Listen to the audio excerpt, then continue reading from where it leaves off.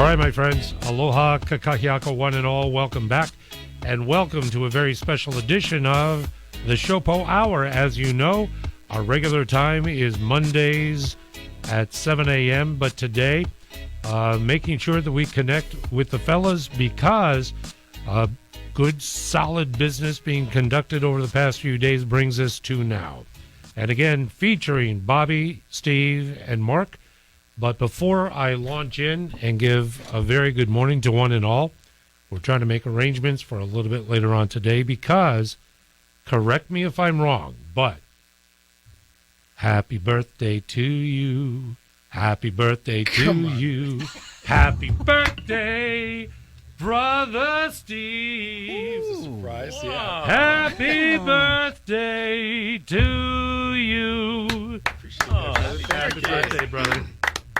58? Feels great to be 29. For the second time. For the, yep. Oh, you're 55. You can retire now. And there are some that are urging you to. Oh, Rick, I appreciate you, brother. That's fantastic. Thank you for that. Happy birthday, man. Thank you, brother. Appreciate Congratulations. you. Appreciate you. I love that. Love it. Also love the fact that the fellas are in studio. Bobby Cavaco, good morning, brother. Good morning, Rick. Good morning, Mark. Good morning, Steve. Good morning to all your listeners on our most favorite day of the week. Wow. That's transition from Monday. Little extra favorite. There we go. I love it. Brother Steve, aloha to you. I appreciate you serenading me this morning, Rick. Thank you so much. Always happy and grateful to be here with you and your listeners. There we go. And Brother Mark, aloha. Morning, Rick. Bobby, Steve. Good to be here. Another day. Another day it is. And we have a busy one ahead of us. I know that you've been conducting business, Neighbor Island, etc., and thank you for that. I'm sure members are very appreciative of the interaction. Before we jump into topicality, what's the pulse like? What's the feedback? What are you hearing most from members, and what's top of mind? Bobby, you want to lead us? Well, top of mind is our arbitrated contract was released last week, Tuesday. Mm-hmm. So we've been going around to the different counties to do our contract briefings. We were in the Big Island last week, and then we jumped to Kauai over the weekend, and then we're doing Honolulu this week, and then Maui next week. We really like to recognize those outer island counties, our men and women that put on the uniform, really, especially those that work in the Ka'u and Puna district on the Big Island. Just to give you a perspective, their area that they patrol, 40 square miles. Wow. Just imagine that. 40 square miles between 3 to 4 officers. Oh, my. Now, it's not, heavily populated, but to go that distance and, when things happen, in real quick, to have your backup coming from quite a long way, that it takes a lot of courage. Amen. Amen. Brother Steve, Satan? Yeah, we spent the last couple of days just having some amazing connections with our members. We wanted to make sure that we had a chance to engage them.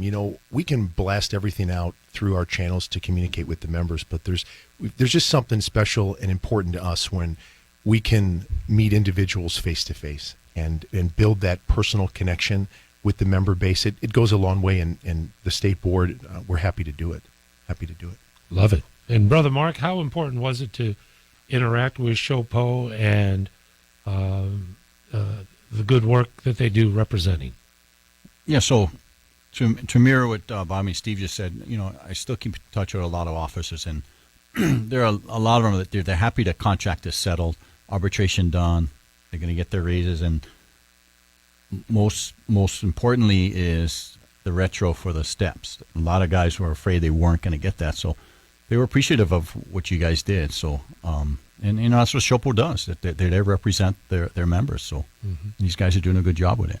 Was there anything to indicate that there's a help in recruitment, knowing that this contract has been approved? We're hoping, we're hoping that it is going to help with recruitment to bring officers into the profession. Starting salary now for officers that graduate the academy coming in is about $86,000. Mm-hmm. So we're making progress. The total contract comes out to about a little over 21%. We're already on year 2. And really, everybody in 2 years is going to get a 15% bump, 5%, this July, next July, and the following July. So a little less than 2 years now, 15% across the board. We also have a salary bonus on the third year, July 1st, 2024, starting at $1,800 for the lowest officer at the lowest level, and then all the way up to $2,000 where it caps out for our most senior members. That's encouraging. I mean, that's a lot of forward progress in a short time, right, Steve? We need to stay competitive, Rick, because right now, when it comes to agencies statewide, everybody is short. And really, we're trying to compete with the same pool of talent. And to get the best and brightest candidates, hopefully to have better retention through the recruit school and stay through the entire training process. Because, the county agencies, they invest a lot of money in training the officers. And when somebody doesn't make it, it's actually quite a loss. So we need to front and center. Compensation is important, morale is important, and we feel that this contract is a step in the right direction to remain competitive against other agencies nationwide that, again, are recruiting those from the same pool. Mm-hmm. Yeah. It is 8:15 in the morning. I want to take the break real quick. Mark, anything to add before we transition? Real fast with that. People don't realize, Shopo represents lieutenants and below. However, captains and above, they'll get a bump in pay also. When these pay raises are negotiated, the captains and above will get a bump also. So that helps out. The other thing is, so these guys did their part. They got these guys a raise to help recruitment. The ledge and maybe the mayor or the chief could try to get these guys benefits back that was taken away from them, as far as spouse being covered when you retire. Right now, the new guys not covered, and then their base pay retirement, they got to go back to the high 3 if you want recruitment. There are some departments. I mean, we all know this. There are cash bonuses to my goodness, into the thousands, tens of thousands of dollars, Bobby. Yes, departments on the West Coast, $20,000 bonuses. One department, $30,000. And they make you have to sign an agreement if you leave within, 3 or 5 years. If you accept a position, you're gonna have to pay the money back. So, but those are the kind of bonuses that they're offering to try and lure, people up to their department. Right. We got to take this break because I want to straight shot to the bottom of the hour. The Shopo Hour special edition, and delighted the fellows are here. I'd like for you to stay with us. We're going to connect with stories of the day in a moment. It's the Shopo Hour on News Radio 830 KHVH. It most certainly is. It's 8:21 in the morning here on News Radio 830 KHVH. The recent story, the revelation of an encounter on the North Shore featuring an elderly driver and a younger driver, 28, 70 years respectively, but the video shows a tremendous amount of an encounter which led to violence and the community up in arms. However, in a conversation with attorney Megan Cow yesterday, we kind of went through the process. What transpired? How did the prosecutors not move forward with pressing of charges when the video seemed to be so obvious that laws were broken? However, there might be a revisitation according to the prosecutor's office. We're not quite sure the exact status. However, I'd like to talk with you gentlemen, your take on this story thus far. And one aspect is the last name of the suspect, Aikau.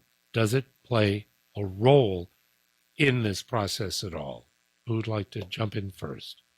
I think that's a question. That's a fair question to look at who the parties are involved. But I also think it's another fair question to really find out the facts and circumstances of the case. And I think there's other factors involved where we don't know. One could be the victim in the case could have withdrawn his complaint, which would then force the prosecutor's office to release the suspect. But reading the media reports doesn't appear that that's the case. Also, because they released the suspect, the prosecutors, maybe the suspect was not chargeable. Maybe he doesn't have any prior arrests. However, I would argue that he's a danger to the community. It's possible that the prosecutors RPI'd him or release pending investigation, and then the HPD detectives will then schedule in what we call a non-custody conferral, which means that they'll call the prosecutor's office to confer the case at a later time. They'll make an appointment.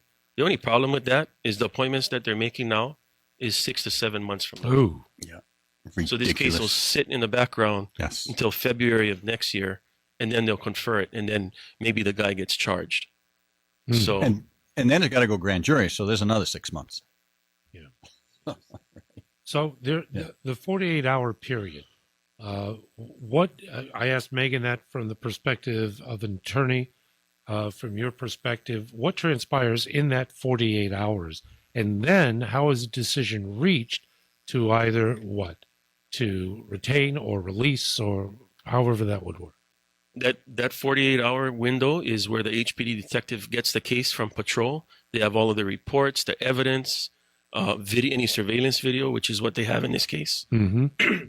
And then what they do is they do the investigation a little bit further than what patrol does.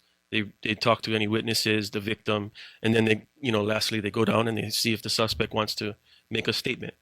And then after they're done with their investigation, they put it all together. They make a packet, and then they go down to the on-duty prosecutor, deputy prosecutor, who does the conferrals, and then they confer the case. And then the prosecutor says yes or no. And then if they're going to immediately charge this guy, then the detective will then contact the on-duty judge for a bail amount. At which time the judge will say, the detective will give a bail, say 10,000, 20,000, whatever they suggest, and then the judge will say, I think that's a little bit too low. Maybe we'll go higher. Or no, you're asking for too much. Let's just set it at 11,000. And then that's pretty much in a nutshell what happens. So this suspect was released because during that conferral, the prosecutor looked at what was compiled and didn't believe they had a case.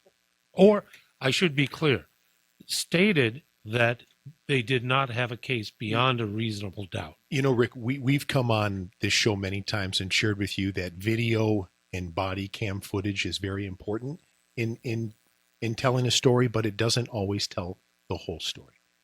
So we're kind of speculating as to what could have happened, but maybe there was other footage that we didn't get to see. But, when I heard about this story, it really, what a sad situation, right? From the criminal standpoint, you don't know what's going on, but I'll just say this. If you're in your 20s and you think it's okay to physically assault some guy in his 70s, there's just something wrong with you. Straight up, okay? Mm-hmm. Even if, let's say, even if the old timer was provoking this 20-something guy, stand up and walk away. There's no need for that. And that goes to a bigger message. It's not worth it. Both of these guys got out of their vehicles. Calm down. Take a breath. Somebody needed to be the bigger man and walk away. And for that young boy in his 20s, even if that 70-year-old man maybe was the aggressor, walk away.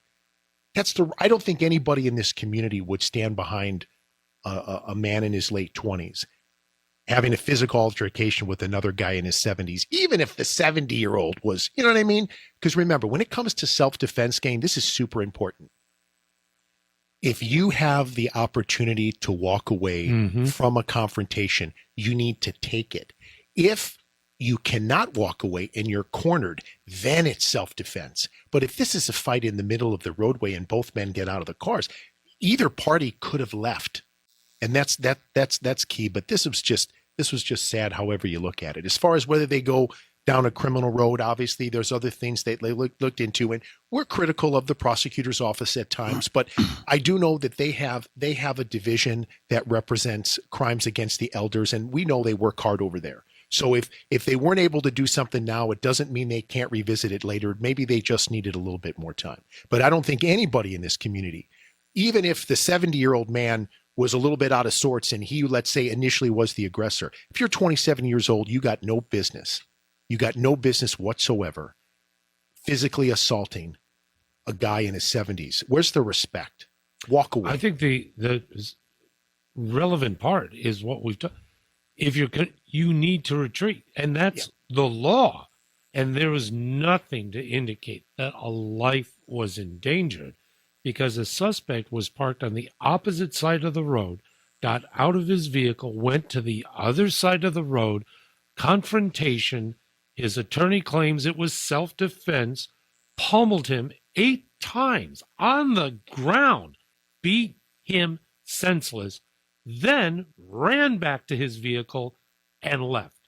Now, I don't know where in the world of law that this is acceptable in any way. Mark? All right, let me start from the beginning. So I was listening to you and Megan yesterday. Yeah. Megan was awesome, the way Right. she explained it, right? And then, the way I feel for the family. The family's livid. I've been following this over social media and everything. And it's the frustration of all the officers also out there. Not only this case, but so many cases the prosecutor's office is dumping. Okay? And to me, there was enough to charge. Again, the kid wasn't cornered. He could have walked away, right? He chose to be there. He chose to hit this man, right? 70 years old. And like Steve was saying, there at a certain age is crime against the elderly. So that's to me, that's an automatic charge, I think, right? I'm pretty sure that's like this prosecutor, they have all these little levels that us detectives need to follow. Okay. If you don't have this, we cannot charge. You got to use RPI and then we go to grand jury later. But I think crime against the elderly is a chargeable automatic charge case. So to make it clear, we have some of the best detectives in the country right here. I worked up there. Okay. So I was in that position. So if I had the case, I would have charged that case. Right. But most of the time, we're done way less than 48 hours. We're waiting on the prosecutor's office to make an appointment to go see them. We're ready to go. I'm like, okay, wait, we can't fit you in. So we're waiting for them, right? We're waiting around. And then I'm talking from a beat officer perspective, as a detective, sergeant in the field, as a desk lieutenant, a captain. I'm talking from all these points of view because I was there, right? These prosecutors keep dumping these type of cases. All of a sudden now they want to bring it back. Why? Because they're getting the pressure from the media and from the family, right? Kind of like the House bill that we got dumped, right? All this bail reform crap. Same thing, right? So, and like Megan was saying yesterday, the way she would have charged the case is she listens to the victim. She's not listening to the suspect, right? Steve Alm needs to change his ways. That prosecutor office needs to change their ways, the way they're charging cases.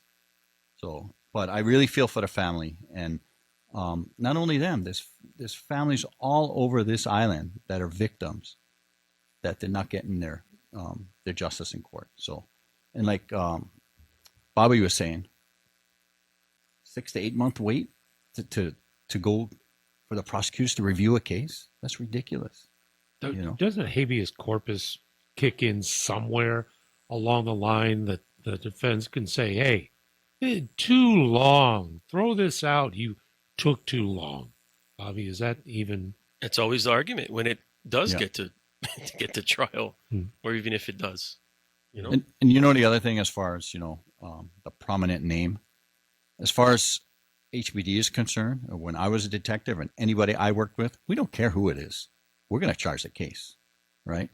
We don't care what name you are. You committed the crime, we're going to submit it.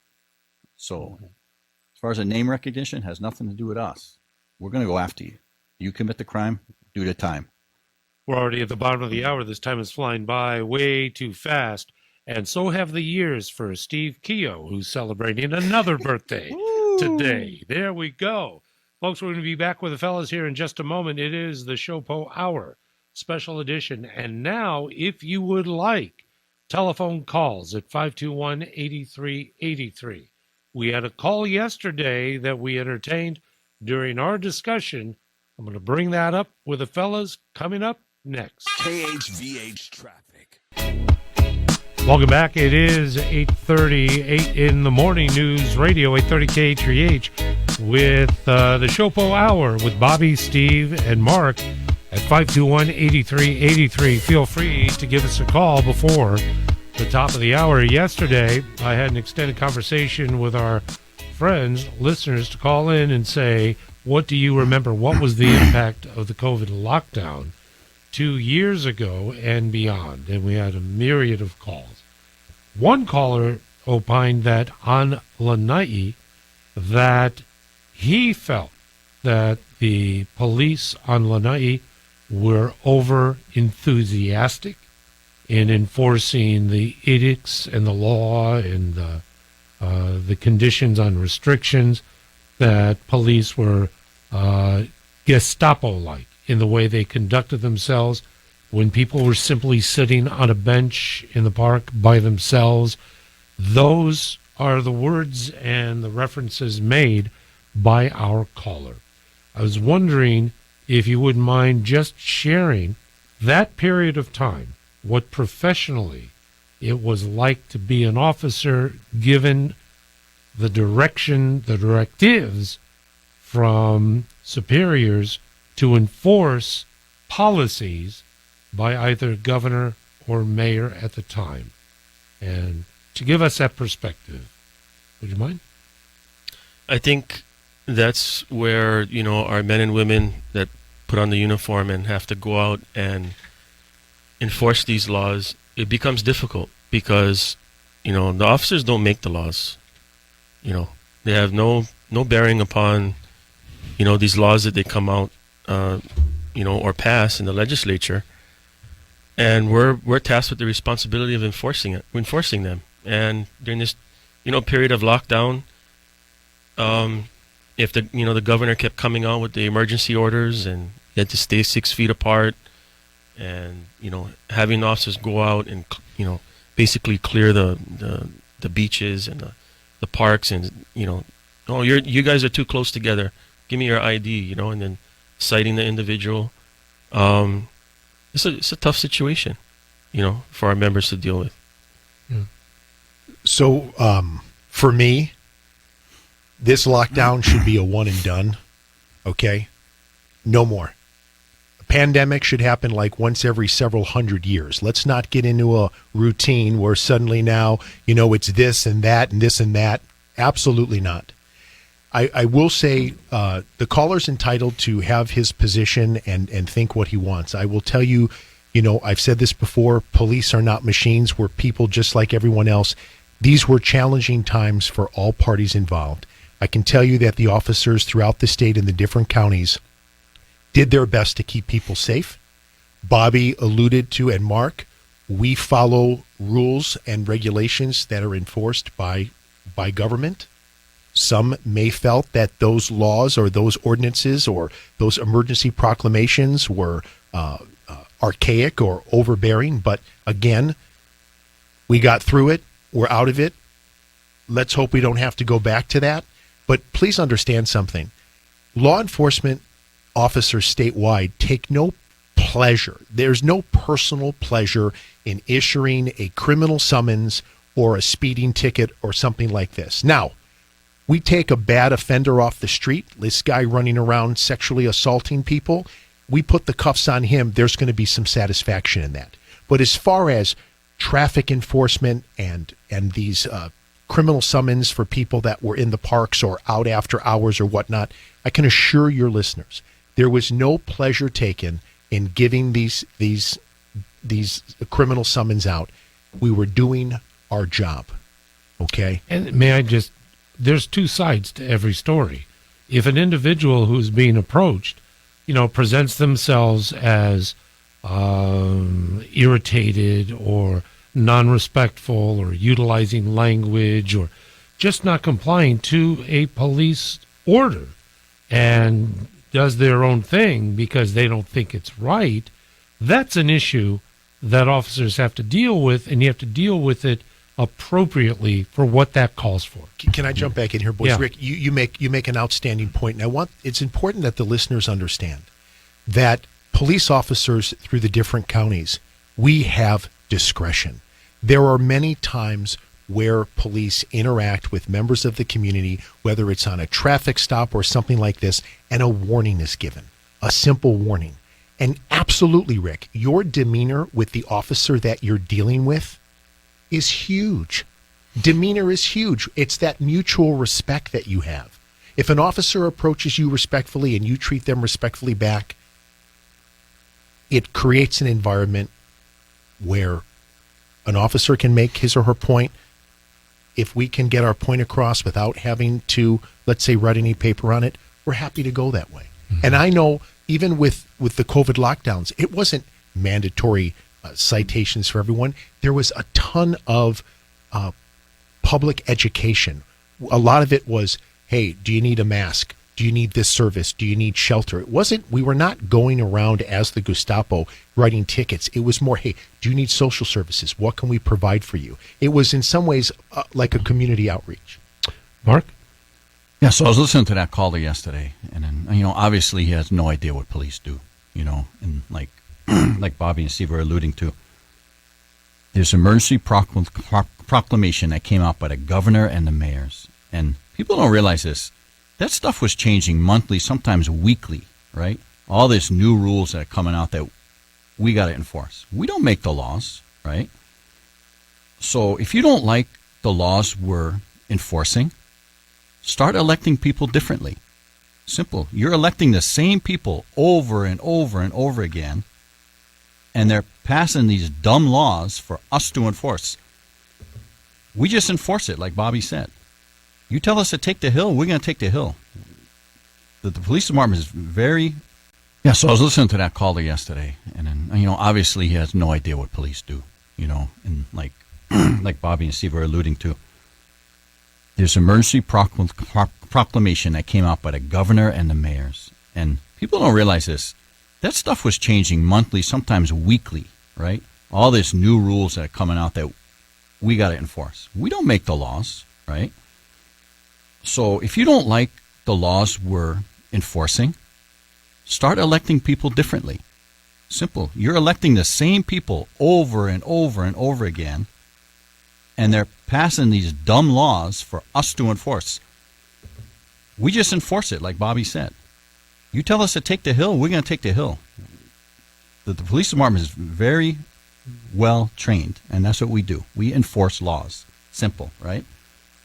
And then people were not complying. We gave out a ton of warnings, tons, but people were not complying. And the emergency proclamation specifically said no gatherings, no parks, no beaches, right?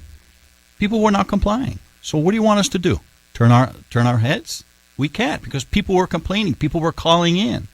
And at one point, the government was telling their own neighbors, rat on your neighbor, right? No, so I remember that. What are we going to do, right? So, and by the way, the audit, there was a big thing all over the news about audit, how we spent the COVID money, okay? There was no impropriety. The feds came out with no impropriety, but the news didn't cover that one either, right? But getting back to this guy with his Gestapo methods, how about you elect different political leaders to change the laws, because we just enforce them. There we go. Thank you for that, gentlemen. Have to take a break. It's fast approaching the top of the hour. 521-8383. If you want to jump on board, let's use the time wisely. We return after this. Once again, with Bobby, Steve, and Mark, it is the Shopo Hour special edition on this Tuesday. Be sure to join us Mondays at 7 a.m. for our regular time. Had a conversation with Mike Kitchens of Stolen Stuff Hawaii before we came on, and the conversation was about jewelry scammers and the elevation of numbers, presence, aggressiveness that there is now on roadways, off-ramps, all over, targeting our local people with this jewelry purchase scam. And I'd love to get your take. What is it that we can do? One, does HPD, do we have a law in the book that means that you can intervene and stop this activity from happening? Or two, do we need to go to the drawing board, craft and pass legislation to give you the tools in which to intervene and arrest? You have to go through the legislative process and craft something in order to address this situation. I think in the meantime, what the community can do at large is try and gather as much information for our officers, taking pictures of the people, calling 911, giving the information to us so that we can gather information on these people. pictures of the people themselves, pictures of the car that they drive, the license plate, make a police report with the officer about the situation and what happened. That's the best way to approach it in the meantime until some kind of legislation can get passed. So if someone has an encounter and calls HPD because maybe, all right, fine, they're getting approached. Hey, you have to buy my ring because I need to fly back to wherever I come from. Fine. But if it gets aggressive, for instance, if there's physical contact, if there's verbal assaults and all of that, does that rise to a level to when HPD can intervene? Yeah, it could. I mean, we could make a harassment case or disorderly case. I mean, depending on it, but people need to call. They got to call us, right? Call 911. At least, if none of that happened, at least we could document, right? And like you say, take pictures or do whatever you can to identify these people. And then, I've been following it. It's all over the place, right? So I think HPD and Crime Stoppers should come out with something, to let these people know, right? These guys are claiming, I want to sell my jewelry to get back home. I think initially they weren't, though. I think they were just in parking lots and just trying to sell this stuff. So I don't know if the peddling laws might apply here. So, I'm not sure. I was going to ask that, too. Can you sell without a permit? So now they're playing the victim like, I got to get home, blah, blah, blah, blah, blah. But so Visitor Aloha Society, right, of Hawaii, right? Mm-hmm. So they help visitors and all that. So that's where HPD, Crime Stoppers needs to come out, tell the public what avenues people have to get back home. Because VASH will help these people get back home. But we know it's a scam. Don't make yourself a victim. I don't know the last time you bought jewelry in a parking lot. Tuesday. H1. Actually, I think he's wearing a ring right now. I am actually this brooch I have on. Yeah. No. Rick, in addition to that jewelry you were talking about, were there gypsy tears also for sale with that, perhaps? I think it was an added bonus. When I heard about this, for you and me being Chicago boys, you take the Dan Ryan South and get off at numerous exits. When you get off that off ramp, you're gonna have the opportunity to buy white tube socks, the beverage of your choice, certain jewelry, stuffed animals, candy. So literally, it's almost like a shopping spree. Anything past 87th and the Dan Ryan, you almost don't need to go to the store. You can just pull off the ramp. I'm making light of a potential serious situation. The main thing I would share with your listeners is, don't put your window down. They're not stupid enough to break the window. Don't put the window down. Don't engage them. And to your point, I love what you and on your platform and Mike do. You blast it out to the community. Your listeners are talking about it. Everybody's talking about it. And before you know it, these guys are going to get labeled. They're clowns. We don't want them in our community. And if they're not selling their merchandise, they're going to leave on their own because they're making no money. So as long as we talk about it, that's going to be a way to empower the community to not make these nonsense purchases. To Mark's point, nobody should think it's a good idea to buy jewelry on the side of the freeway, right? Amen. Tell our kapuna in the community, keep your windows up, don't engage them. No sob stories about I need $100 to get back home. Too bad. We'll get through it. We'll move on, Bobby. There's other things that officers can do. If they're on the side of the freeway and you call 911 and let them know that they're on the side, officers can give them a ticket for being parked on the side of the freeway, $50 violation. Federal aid is the chapter or the RO. There's just other things that officers can do to try and address the situation. Should you make a non-emergency 911 call so we don't clog the lines, or just 911, get right to it?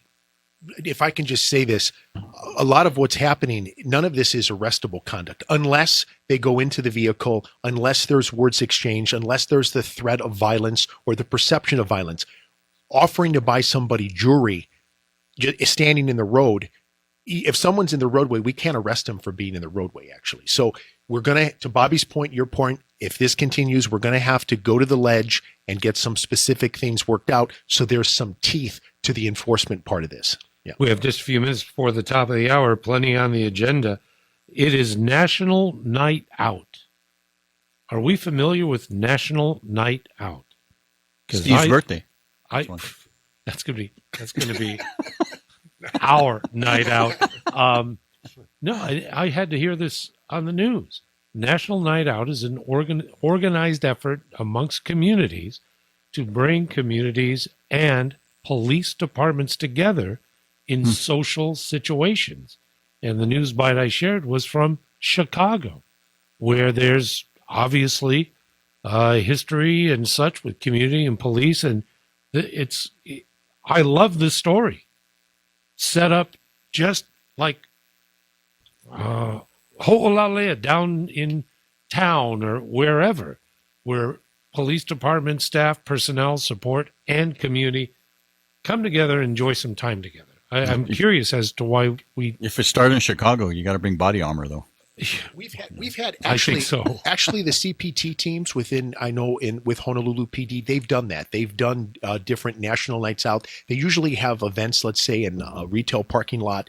Certain divisions show up, the motorcycle cops show up, the DARE officers show up, and we have Honolulu PD has done that in the past. I don't know if there's any activity going on specifically today, but we've done that before, Rick. Yeah. All right.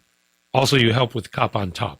That's going on right now, actually. Which is that's the torch run, though. Special Olympics. Yep, It's that's the Cop on exactly it. Top. Yeah. There you go. 521-8383. I'm sorry I gave that number because we're just about out of time. I want to turn it over to the fellas for some final thoughts because it is so close to 9 o'clock. Final thought before we go, what you leave us with, maybe what a headline might be tomorrow or by the time we meet next. Bobby? I don't know. It's interesting to see what China's going to do, with Taiwan, Mm-hmm. and how that's going to have an effect on our nation, Yeah. on our economy. Yeah. Yep. Pelosi landed and is there now. Mhm. And we're going to see what transpires out of that, no doubt. And I'm glad you bring it up because the interconnectivity is so very important. We're going to go through the shuttering of coal used for energy starting September 1st. No more. Done. We got our last shipment. Last shipment, Yeah. last process. And I'm so Get ready. concerned. Yep. HECO electric energy rates through the roof. Yep. Because we're losing 10 to 20% of our energy generation without a replacement. Yep. And How I'm not about sure. this, Rick? Can Nancy and some of her friends just stay there full time? And How about it's a one-way ticket? open a Chinese How's that? restaurant? I'm good with the one-way ticket. Nancy and friends, a one-way ticket and to Taiwan. you'd contribute. Oh no, her husband profited greatly on last minute stock sale. Well, they I could think pass- they're fine. They could pass Just bill as long, reform. just as long as when he takes her to the airport, he doesn't have a few drinks. And there you go. I'm so glad. Remind me next time. Sure. Let's just cross off the turn it over to the boys for a last comment just to be safe. Sorry, Rick. No, I'm just kidding. But the fact that you are